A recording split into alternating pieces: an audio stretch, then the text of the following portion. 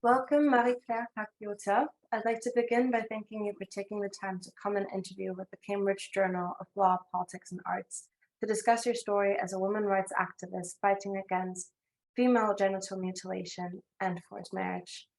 We would like to begin with learning more about your personal story, and to the extent you feel comfortable, can you tell us how you fell victim to FGM and how old you were at the time? Um, I have got FGM when I was 9 years old, and at that time, I didn't know that it was FGM. It was painful. It was painful and very difficult for me, but I didn't know that it was FGM, and I didn't know that the part of me that took out was my clitoris, So I will realize her years later, several years later. And how was it that you became aware of what happened to you? So I became aware when I was 15, almost 15 years old, because I have left my city, the city where I grew up. I left this city to go to the capital, and people of the capital of Côte d'Ivoire they don't practice FGM, So people was saying to me, FGM is not a good thing. It is a very bad thing. But I realized it really when I met a man from Italy, and one day we decided to have sex, and as soon as he saw me naked, he stopped me. He said, "Where is your clitoris?" And I said, "I don't know where is it. I don't know." He said, "You have been mutilated.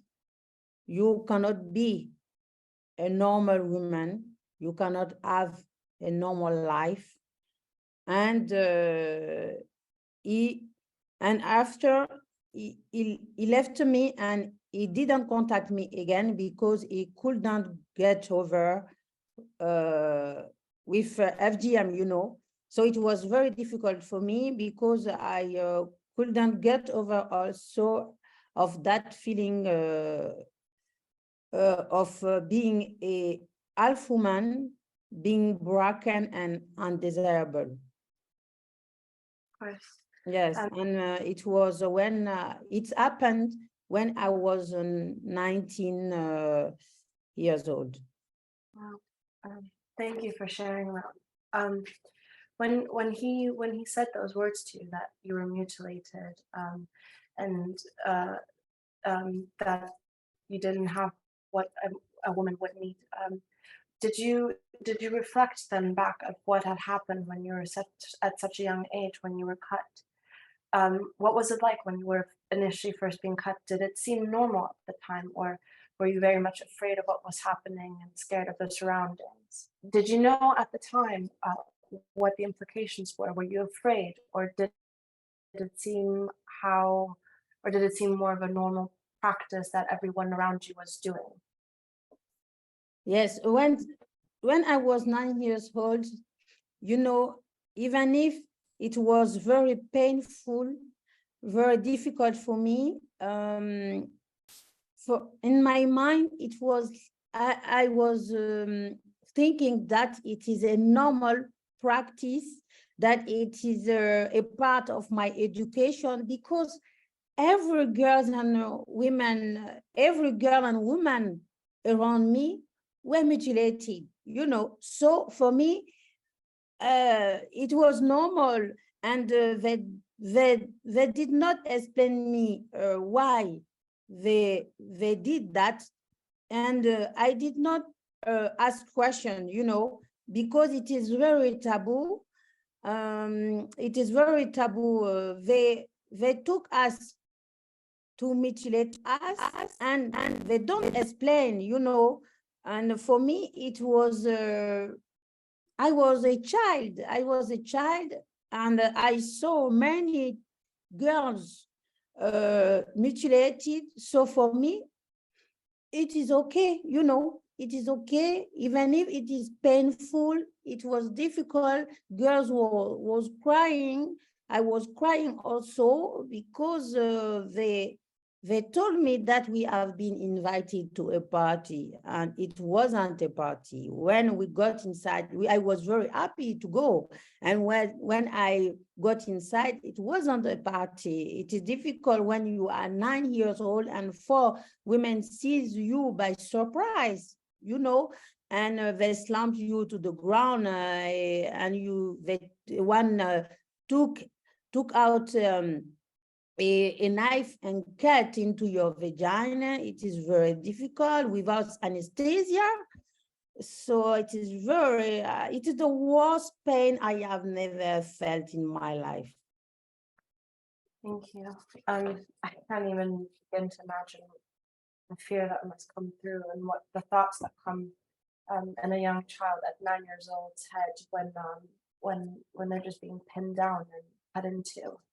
And in today's perspective, can you speak more towards this practice and why it is that FGM is performed on young women?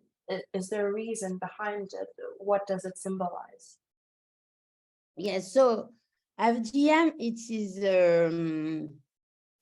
all the practice which cut the external genital organs of women, you know, and it symbolizes this. So in many parts of the world, there are different reasons to justify FGM. In some parts of the world, they say that girls must undergo FGM to become real women. You know, to become real women, girls might get FGM. Sometimes they say it is cleaner to get FGM. And in some communities, if a woman is not mutilated, she's considered like a dirty woman. And nobody wants to speak with her. Nobody wants to eat a food when she cooks. Nobody wants to, even the children, the parents say them, no, you don't have to play with that girls or that boy, because the mother is not mutilated, you know. So there is many social pressure to mutilate girls and women. And in many parts of the world, they mutilate girls and women because they want them to stay virgin until they will get married. And when they will get married, they want them to be serious with their husband, don't go to see another man, you know. So they want to control women body, they want to control women sexuality, and they want to control women life. So it is a gender-based violence. For me, it is a gender-based violence which destroys girls and women life, because the impact is long-lasting consequences, very bad consequences into adulthood. Yeah, and also about the social stigma, it's, I guess all women feel this way in communities where FGM is happening, but from your experiences, you know, you talk about how horrible it was for you. why is it that other women who have also probably felt the same fear and horror, why do they think this must continue? So I know you mentioned before as well about how your grandma's involvement. So if I'm assuming she was cut as well. So after all that she experienced, how did she let it happen to you as well? You want to know why women continue to practice that horrible tradition? Is it the meaning of your question? It is because of the social pressure. Because in the communities, they oblige women to practice FGM, and it is such as a mental pressure, you know, because in these communities, if a woman is not mutilated, she cannot find a husband. Impossible, because men want to get married with only mutilated women. Mm-hmm. And in these communities, women are nothing if they don't have a husband. Yeah. You know, it is very important in this community to have, to get married, and to get married before having 30 years old. So the mothers have the pressure to give the chance to the girls to get married, to get a husband, and to get a husband for them. One of the conditions is to be mutilated. Mm-hmm. The second reason is because if a woman refuses to mutilate a girl, a husband with higher, you know, a husband will divorce. Even the husband doesn't divorce, the family of the husband will say she is not a good woman. She don't want to mutilate a girl, so she have to go. So it is very difficult for them. That is why in my work, I want women empowerment, mental empowerment, physical empowerment, and financial empowerment. I want women liberation, because when women will be liberated and they can say, no, I don't want to mutilate my girl because it is a horrible practice, because now I'm suffering because of FGM, so I don't want my girl to suffer like me, you know. But even they know that it is not a good practice, they continue because they don't have money to go. They don't have the possibility to be emancipated of the society. So it is important to raise awareness to prevent this practice, but also to help women to become empowered, because empowerment of women will stop also FGM. Yeah, I agree. And so what would happen to young girls who tried to resist being cut? It is, you know, when you are young, it is very important, very difficult to resist, because they will never warn you. They will never tell you, come, I will mutilate you. No, they are very kind. They say, oh, come to a party. Oh, come with me. We will visit your grandmother. Or a grandmother can say, oh, I don't see my children, babies. I want to see them. And when you go to them, they mutilate girl. You know, sometimes we in my institute, sometimes we receive families, even in Europe, they came back to vacation and they say, oh my God, I go to visit my family or my husband family. I just left my baby girls to go to the bakery, and when I come back, they cut my baby.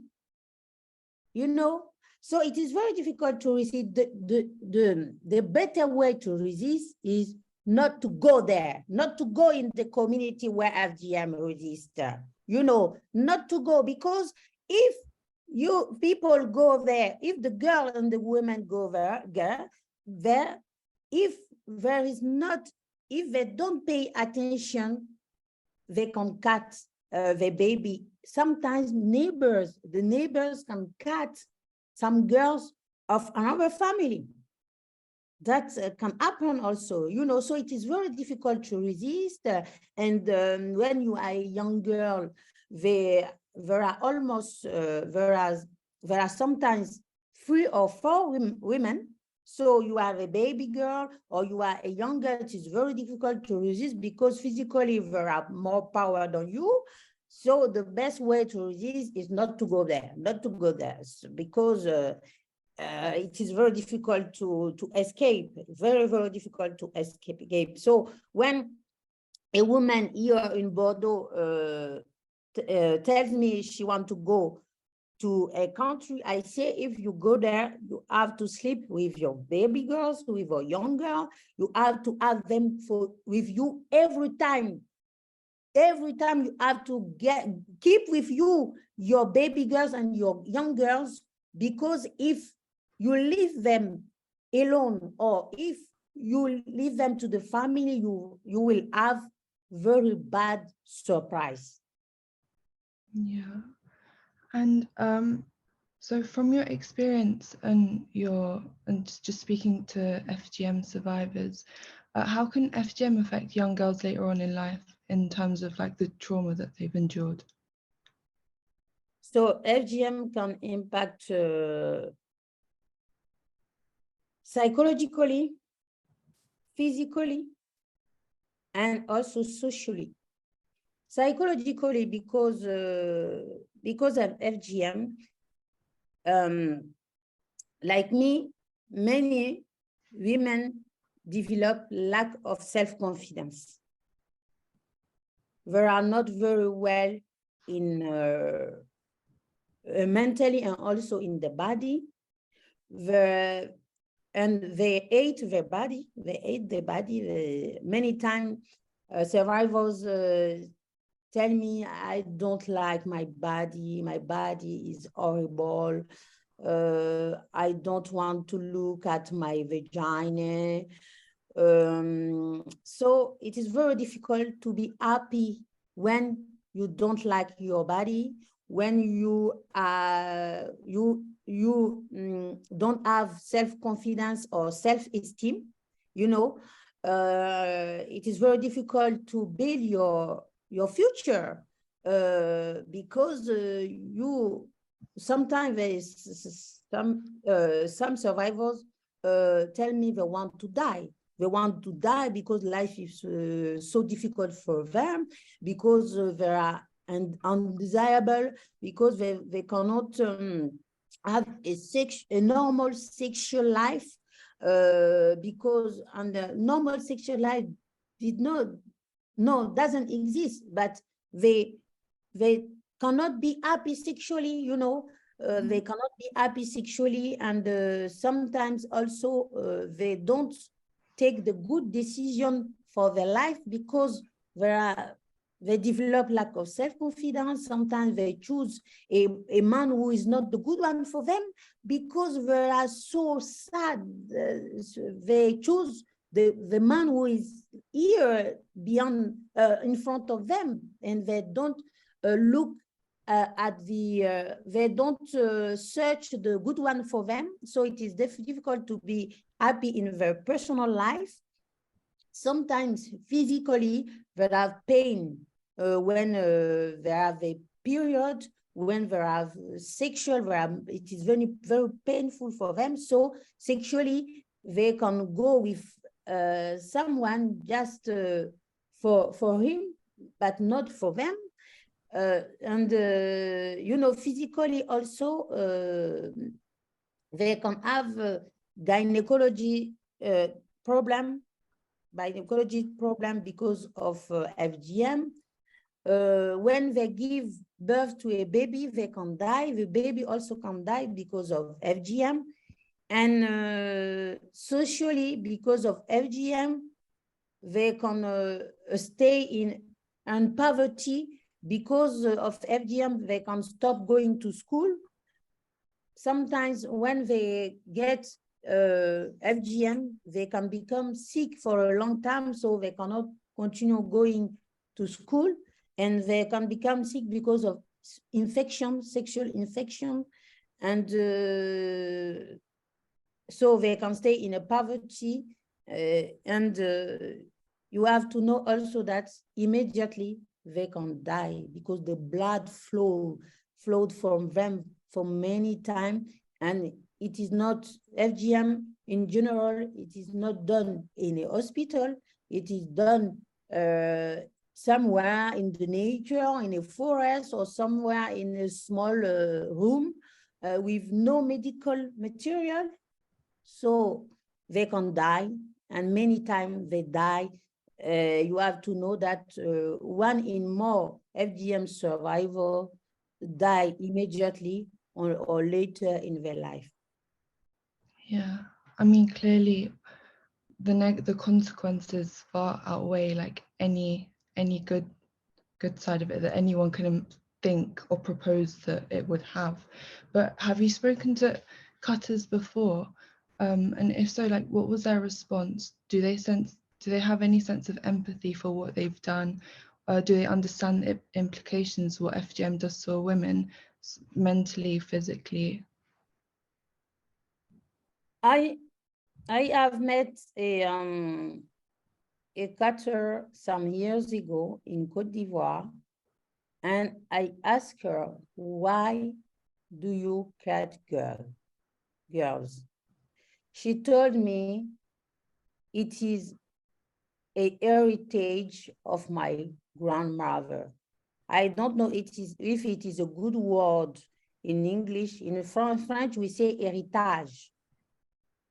So she said me that is a heritage of her grandmother, because a grandmother was a cutter, and before dying, she, she gave the heritage to that cutter I have met in Côte d'Ivoire, and I asked her, did you realize that you destroy life? She said, no, it is our tradition. Our ancestors was practicing FGM, so we continue practicing FGM to honor our ancestors. I say, no, you can honor your ancestors without breaking life. And I said, did you realize that sometimes many times girls suffer because of your practice? She said, it is the tradition. She was always speaking about tradition. I said, I'm sorry, tradition must make our life better. Tradition must not destroy our life. Tradition must create an equality society. Tradition might create liberty, freedom. Tradition might create wellness. Tradition must not create sadness, suffering, must not create life distraction. And I asked her, sometimes girls die because of your practice. So you cannot say that tradition cannot justify that. So you must stop practicing FGM. She said, I know that it is difficult, but if we don't practice FGM, women become prostitutes. I said, no, this is not true. This is not true. If you want women and girls to have a correct behavior for your community, you can educate them. You don't need to cut them. You can just educate them to respect themselves, educate them to respect their body, and respect the body. You can respect your body, but do what you want with your body. It is, yes, my body is my body, is my choice. You cannot choose for me what I have to do with my body. It is not possible. I said them, but by cutting girls, you tell them that their body is not their property. You cannot, it is a violation of our fundamental rights. So stop now, and no tradition can do that. It must stop. And I explained her that she can go to jail if I understand that she cut again a girl, she will go to jail because it is forbidden. It is a crime. In many countries, it is a crime to mutilate. Unfortunately, now we have 6 countries in the world where it is totally legal to mutilate girls. And that we have in 2023, we cannot have some countries where it is normal to cut. It is not a crime in 6 countries in the world. No, an international community must do something for that. And my advocacy, I want United Nations to take decision about that, but because the 6 countries where it is legal to mutilate have to vote laws to criminalize. It is important. Even criminalization is not enough to stop, but it is important to vote laws to say it is a crime. Very crucial points that actually I want to talk about later in the interview. But just going back into your conversation with a cutter, I find it, first of all, so interesting that, because in my head, when you first started speaking about the cutter, I assumed that it was a man, but that it's another woman. And she thinks that it's normal practice to tell a woman what to do with their body, take that right away from them, that is the mentality in her head, that this is normal practice. I think it's just astonishing, and it just shows you that the root of the cause is that from such a young age, women are already told and brought up that they are less than a man, that their body is not theirs, and it's for other people to decide what to do with it. But I wanted to ask you, after that conversation with the cutter, because first of all, for you, that must be so challenging to see the person responsible for what was done to you at such a young age, but then also seeing how she just kept going back and forth with you, saying, no, this is the way it is, and this has always been this way in the tradition. How do you see, after that conversation and with your advocacy and speaking to cutters, how can we address that, besides the international community coming in, of course, but with these cutters, how do we get them to understand, and how do we help minimize this practice, that this is not what should be done, and it is a violation of human rights? What can be done? To stop FGM, it is important to work with cutters like partners, because they need to be educated. They are in ignorance. I don't know, it is a good word in English, ignorance in French. Lack of knowledge, So it's important to work with them. And it is important also to give them another way to gain money. Because when I discussed with her, she realized she realized that it is a bad thing. She said, I know that it is not it is not really a good practice, but it is our tradition. And she asked me, I want to stop. I want to stop because you are not the first person who tell me that it is not good. But she said me, I don't have another way to have money. So if I decided to stop, how can you help me to live, to have money? That is a real question. That is a real question. How can we convert cutters? How can we inform them? We know how to inform them. We know how to educate them, but it is important to convert them, to allow them to have another job, because it is important to know that it is a job for them. It is a job. Cat people, it is a job, and they win much money because communities respect them. They are like the person who allow women to become a real woman, to become pure, pure. So it is important, I think, to empower, I can say that we like this, to empower also cutters. We are working in a program in South Africa, in Côte d'Ivoire, to raise awareness, to work with cutters, and to give them the possibility to have another job to stop cutting. Because even we educate them, if we don't give them the possibility to have another job, to win money by another way, they will continue.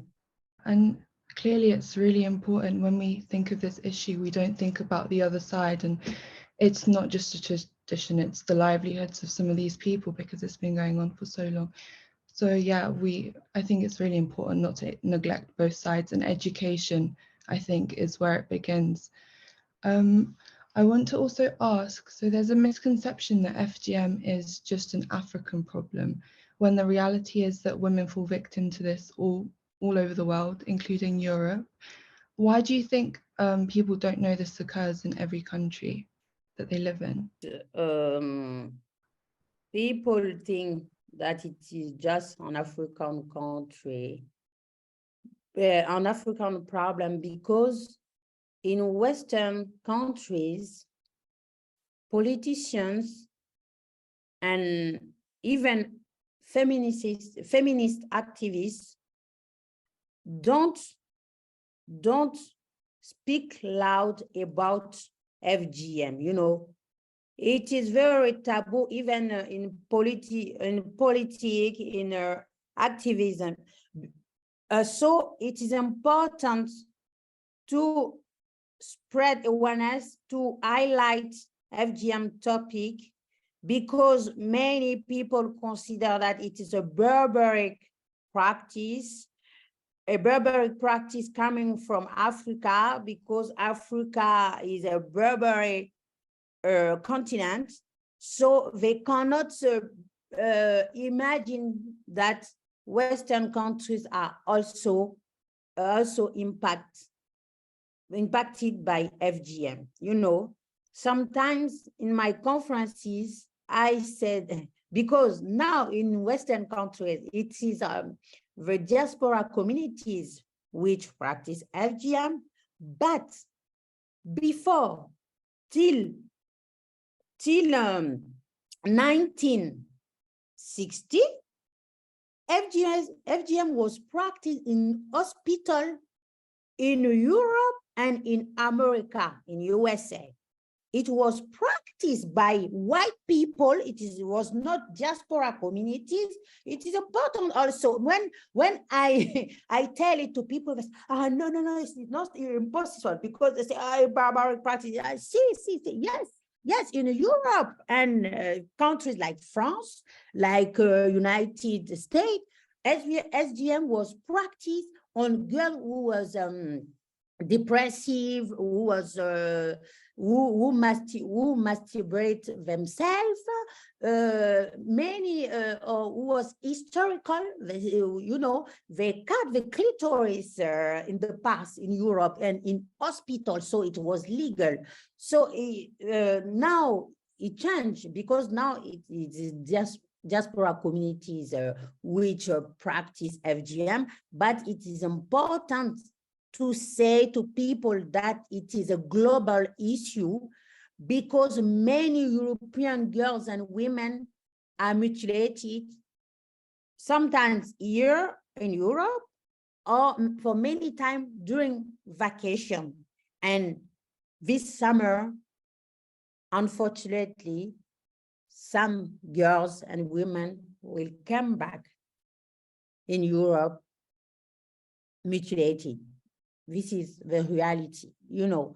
So it is important for politicians and activists and all the organizations which fight for human rights to speak about FGM. Everybody must speak about FGM. You know, in Europe and everywhere in Western countries, when they speak about gender-based violence, they never mention FGM or forced marriage. Never, never, never. So in my advocacy, every time with I work with French government and United Nations, I tell them, when you talk about gender-based violence, when you talk about women's rights, you have to mention female genital mutilation and forced marriage, because if equality exists, FGM and forced marriage cannot exist. It is one of the manifestation, one of the extreme manifestation of inequality between men and women. So you cannot talk about gender-based violence without mentioning FGM and forced marriage.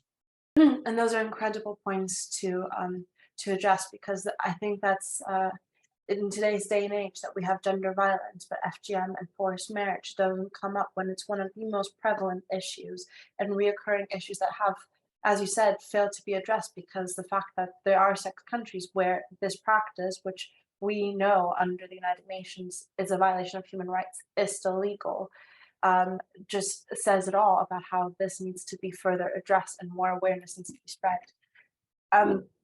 Just following up on some of the points that you said, returning back to Europe, as you mentioned, it is still an ongoing issue, but unlike those 6 countries in Europe, it is illegal. Is it, do you think, that it's the fact that politicians aren't involved enough with FGM, that these secret practices are occurring, or it's more of a matter that people aren't speaking up, that this has happened and they're a victim of it? Why is FGM still occurring in Europe if it's illegal? Are politicians just not getting involved, or is there no reports happening? I think it is continuing happening in Europe because, yes, the politician is not involved, but it is also because it is very taboo. That is why in my work, I want to speak loud to highlight FGM topic. So it is very taboo, and it happens beyond closed door. And the families and the survivors are the social pressure, the family pressure. So it is impossible for them to denounce the family. So this lack of denunciation in the communities, the denunciation of the survivors, is one of the main reasons why FGM continue occurred in Europe and in Western countries. Because if survivors or communities members begin speak louder about this, it will stop. But they don't do that. So it is very difficult to identify which family or which community continue practicing FGM in Europe. Very difficult. It is hard. It is hard. And following up on your work, you've started your own NGO called Les Orchidées Rouges to help women and young girls who are victims of FGM and forced marriage. I was wondering if you could tell us a bit about what inspired you to begin this NGO and what the name symbolizes. I decided to create this NGO after my reconstruction. When I reconstruct myself, I realized that I have very, very suffered because of FGM. And I have also realized that millions of girls and women are suffering because of this practice. So in my mind, I thought I cannot stay without acting. I have to contribute to the eradication of female genital mutilation because I don't want a girl or a woman go through what I went through. So it was important for me to bring my contribution.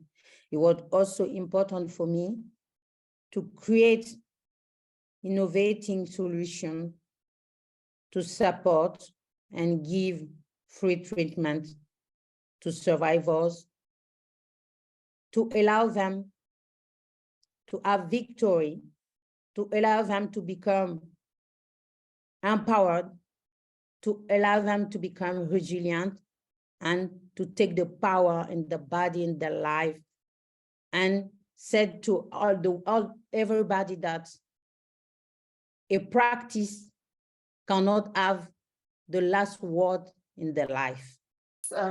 It's truly inspiring, the work that you've established and how you're giving the voice back of young girls and women that have been silenced. Thank you. Thank Yeah. you. And What the does it meaning, symbolize? yeah, Why did Les Orchidées Rouges, so the red orchids, it is you know, when I reconstruct myself for the first time, I was talking about my story to a friend. And when I relate her my story, at the end, I said her, you know, it is like a flower you cut and the flower grew up, the flower born again better. So when I decided to create my NGO, she said to me, oh, I liked your flower story. Can you give the name of a flower in African language to your NGO? And I told her, I said her, I don't know a name of a flower in African language, but I want to choose a flower who have a symbolic for me, you know.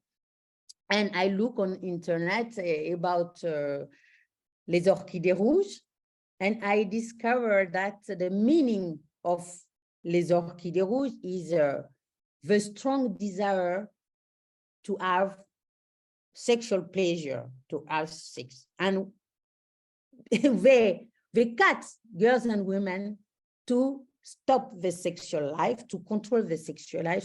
So for me, I decided to call my NGO Les Orchidées to say that women also have the right to have sexual pleasure, the right to do what we want with our body, the right to be free. And when I look on internet, I saw that, you know, the flower of orchids, it's like the vagina of a woman with, you know, in France we say pistule. We have something like a clitoris, which is cut during FGM. And the meaning of the word les orchidées, it is the origin of Greek language, and the meaning is a testicle. Testicle, I don't know in English, testicle. It's the same thing. Testicle, okay. So I say it was right in the sky. I have to call this NGO Les Orchidées Rouges.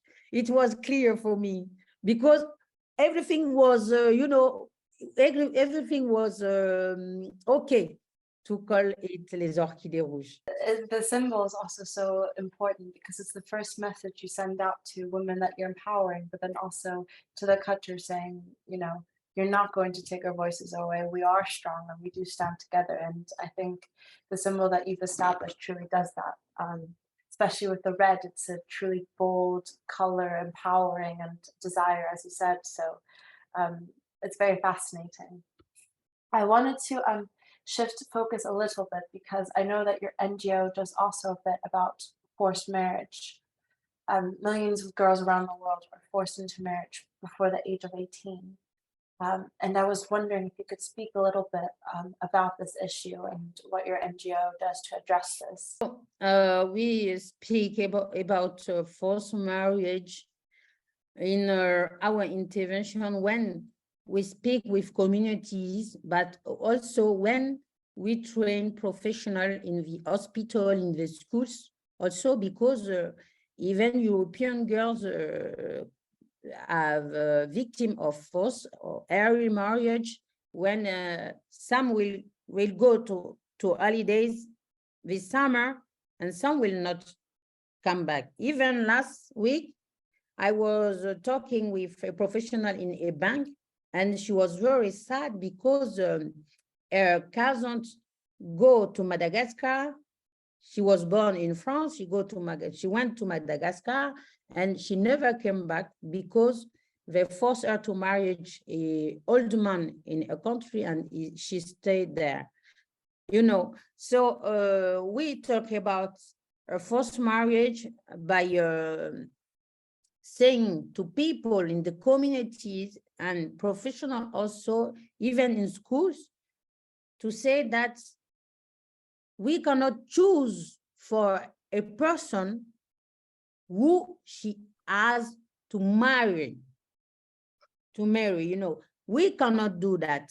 It is the fundamental rights of girls and women to decide if they want to be married, if they want a person, because marriage is the origin of marriage must be the love must be the origin. So if you force somebody, there's no love. It is a violence, and we exclaim that it is a violence, and you sacrifice girls because sometimes they say that because of poverty. So it is slavery. I say it is slavery because you sell your girl, you sell the women of your family to have money to live. I understand that it is difficult to be in poverty, but you cannot sell a person. It is not an object. It is not a thing. It is a person who has rights, fundamental rights. So you cannot sell a person because it is not good, because she will suffer, and because she will be victim of sexual violence. Because if you don't choose a man, you don't want to have sex with him. So many forced marriage survivors are victims of rape, and they're also victims of family violence because they beat the man beats the girls or the women when she don't have to have sex. She is like he's a slave. It's just so many shocking points to cover. With forced marriage as well. Do you think the underlying issue is poverty, in the sense that families are so desperate that they are willing to sell their child, as you said, into slavery? Or do you think it's more of a mentality issue of, well, it's just a woman, it's not, objectifying a woman as a person? Or do you think it's a bit of both? I think that it is a mentality issue, because why they don't sell the boys or the man of the family. Why they don't sell boys and men? It is a question of the women place in the society. Women are not respected in the society. All kind of society in the world, women equality exists nowhere, nowhere. So they think that women is the property of the society. Everybody can decide for women what they have to do for with their life, their body, their sexuality, and everything. So it is really a mentality issue, because they can, if you are poor, you can find another solution. You can find another solution. You don't have to sell a person. And if you sell a person, why it is always women who are sold, you know? So it is a real problem. So that is why it is important to change the mentalities and to create a place, also a respected place for women and girls in all the society in the world, because we need to find solutions together, men and women together, to improve our societies, but by taking another kind of solution, another kind of humane solution, to take humane solution, respectful solution for everybody, men and women. That was very powerfully said, and I completely agree with you. I wanted to also ask you, from your work and your experience, have you seen progress over the years, or do you find that these issues are just as problematic as before, and if not even gotten worse? So I think that we notice some progress, but it is not fast. It is not fast. It is low, very low. It is important to have to accelerate, you know, to accelerate the progression. It is very important because millions of women and girls are continuing suffering, are dying because of FGM, forced marriage, and other type of gender-based violence. So now it might go faster. It might go faster. It is important. And unfortunately, because of the COVID crisis, the impact, there is an impact of COVID crisis on FGM topic and forced marriage. About FGM, now because of COVID, schools were closed. And when schools are closed, they can cut girls and nobody will be aware, you know? So during the COVID crisis and their confinement, many girls and women are being mutilated beyond the closed door everywhere in the world. And many of them have been married by force, because in many communities, they mutilate girls and they marriage by force. A huge impact of COVID crisis, and because of COVID crisis and confinement, also NGOs like mine was not able to go in the community to continue raising awareness. So unfortunately, there is an impact. It is progressing small, but we need it to progress faster. So we need the international communities to take in account FGM topic and forced marriage. We need politicians to reinforce the laws, for the laws which forbid the FGM. We want them to criminalize FGM in the country where it is legal to do that.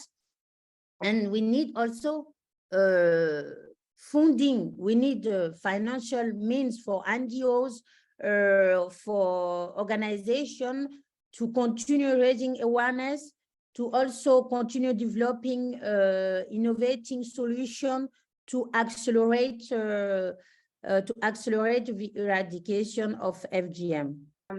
Because there is a lot of work to do, and as we speak, it's a continuing crisis that's happening all around the world, and it's something that more people need to know about, and one of the top priorities that should be on the agendas for politicians and lawyers and ambassadors, because the onus and the burden to address these issues cannot just rest with individuals like you. We need the whole world to get involved and to help and provide the support. The final notes, I wanted to ask you, what is a key message we need to send out in respect to FGM and forced marriage for all the readers in order to spread awareness and push for that motion of urgency amongst readers, politicians, lawyers? Before, I want to say you that I want to say speak about the importance of education. You know, when I went to schools and communities, many times people said me, oh my God, for me it was normal to cut girls, and now you open my mind, you open my eyes, I discover it is not good, and my girls will not go through FGM. Or sometimes I meet some boys, and they say me, oh my God, for me it was okay, because in my family they say me that they said me that it's okay now. You open my mind, and when I will have baby girl, they will not be mutilated. You know, for me, it is a victory to listen. And sometimes also I met some girls in schools, and sometimes some girls say me, oh, I have been mutilated. For me, it was okay. I was happy with that. And now you open my eyes. I know that it is not good. And when I will get baby, they will not be mutilated, you know. So that is, it is important to continue raising awareness, to continue going, meet people in communities, girls and boys in schools, because they are our future. It is important to inform a young generation, to avoid them to make the same mistake of the adult or the ancestors. It's very important. If we have funding, we are more fund to develop, we will open the eyes and the mind of many. I say if you have more fund, we can develop more activities and open the eyes and the mind of many people in the world to stop FGM. I think you just said that so beautifully, because the key point with this issue is to raise awareness, but it's also to educate. Because I think throughout your responses, the underlying problem is one, mentality. It's the fact that people think that this is a normal practice and it is okay to treat women like this. And two, it's that it's not a top priority in the agenda in the international community as it should be, because as you raised, which I didn't know, the fact that FGM is still legal in 6 countries is remarkable for me. In this day and age, in 2023, where we're meant to be upholding these brutal human rights violations. Marie-Claire, for your time today and for your courage in having to relive this trauma by answering these very difficult questions. And of course, your heroic work in standing for women's rights by exposing these international crimes of FGM and forced marriage, and ultimately giving the voice back to women who have been for so long not empowered by a strong female figure such as yourself. Thank very you. inspiring and powerful. Thank And you. so on that point, I want to ask the final thing is, what message would you like to send out, a final message to the readers and politicians about FGM and forced marriage? What do you want them to know, the key takeaway? My message for politicians and leaders is I call them to join the fight against female genital mutilation and forced marriage. We need the support We need the support, and they can support us by engaging themselves seriously, and by taking measures to stop FGM. So they cannot still talking about gender-based violence or women's rights without talking about FGM. There are leaders, there are politicians, and one of the obligations is to make the world better for everyone. So if they want to make the world better for everyone, they must help us to stop FGM and forced marriage. So they cannot stay without acting with us. They cannot, and we will continue we will continue making advocacy, because they must realize that FGM is a crime. It is a crime, and it cannot continue. It cannot continue. And if they don't want to act with us, there are also like cutters, there are also like cutters if they don't want to act. Because if they don't act with us, it is because they accept they agree with this practice. If they are not agree with FGM and forced marriage, they must act now. It is not tomorrow. It is not another day. It is now. They must act. If they don't act, there are also cutters. And I have another message for survivors. Please, survivors, we need you to speak louder, because by speaking louder, you will give the courage to another survivors to talk about the story. Where we give the courage to another survivors to change their life. You will give the courage to another survivors to become change maker, to become activists, to say, no, I cannot accept to be the slave of the society or the slave of a man. You can give the courage to another girl to say, I can become a change maker, I can become a leader, I can change the world for me, for my community, and for all the girls and women in the world. So please speak louder. It is your right. Take the power on your life, and nobody can decide for you what you have to do with your body, with your sexuality, and with your life. You are great. You are great. So let the world know that you are great. You are great. So beautifully and so powerfully phrased.